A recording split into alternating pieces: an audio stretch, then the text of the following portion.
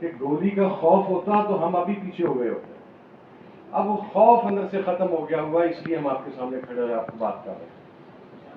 اور آپ سے زیادہ، یہ میں پاکستان کے اداروں سے بات کر رہا ہوں، آپ سے زیادہ حق ہمارا ہے آپ کے اوپر. اس لیے کہ آپ نے جب بھی ریاست کو خطرے کی بات کی، ہم نے آپ کا ساتھ دیا. آپ نے آپریشن سوات آپریشن ہو، رد الفساد ہو، ضرب عضب ہو، کل عدم جماعتوں کے خلاف ہو، تو وہ ٹی ٹی پی کے خلاف ہو، پتہ نہیں کس کس بلا کے خلاف ہو، ان تمام آپریشنز میں آپ سے زیادہ لاشیں ہمارے گھروں میں آئی ہیں آپ کا ساتھ دینے کی پاداش میں. تو ہم ریاست کے مخلص، اور ہمارا استحقاق آپ پر زیادہ ہے.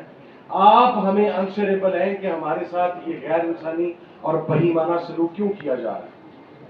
کیا ہمیں پاکستانی ہونے کی سزا دی جا رہی ہے؟ کیا آپ کا حمایتی ہونے کی سزا دی جا رہی ہے؟ کیا پاک فوج زندہ باد کہنے کی سزا دی جا رہی ہے؟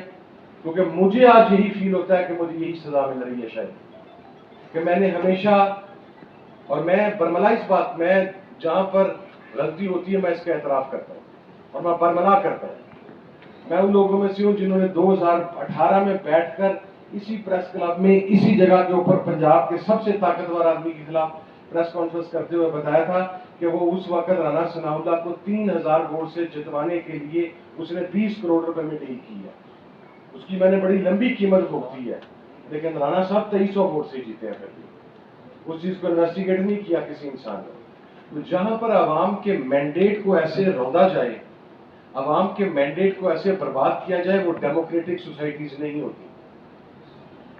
اس بات کے اوپر میرا خیال ہے وہ وقت آ گیا ہے جہاں پر یہ جو ایک ڈیموکریسی کا سو کالڈ قسم کا مرحوبہ ہمارے اوپر طاری کیا گیا، اسے اتار دینا چاہیے. آپ اسٹریٹ اوے ڈکلیئر کر دیں کہ اس ملک کے اندر مارشل لا ہے، یا اس ملک کے اندر ایمرجنسی ہے، یا اس ملک کے اندر سول رائٹس نہیں ہے، یا اس ملک کے اندر ڈیموکریسی کے مطابق آپ اپنی زندگی نہیں گزار سکتے. آپ کو یہ رائٹ نہیں ہے کہ آپ یہ بات کہہ سکیں. آپ کو یہ رائٹ نہیں ہے کہ مجھے یہ رائٹ نہیں ہے کہ میں آپ سے پوچھ سکوں کہ میرے ڈپٹی سیکرٹری جنرل کو آپ نے کراچی سے اٹھایا اور اس کے بعد آپ نے اسے ایم کیو ایم کے ٹارگٹ کلرز کے سیل کے اندر پھینکا، وہاں پر اسے ٹارچر کر کے مرڈر کیا گیا.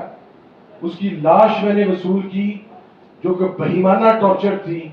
میں اس کے اوپر ہائی کورٹ میں گیا، آج تک اس کی انکوائری رپورٹ مجھے نہیں مل سکی. میرا استحقاق ہی نہیں ہے، اس لیے کہ آپ ہمیں جانور سمجھتے ہیں، آپ ہمیں انسان سمجھنے کے لیے تیار نہیں.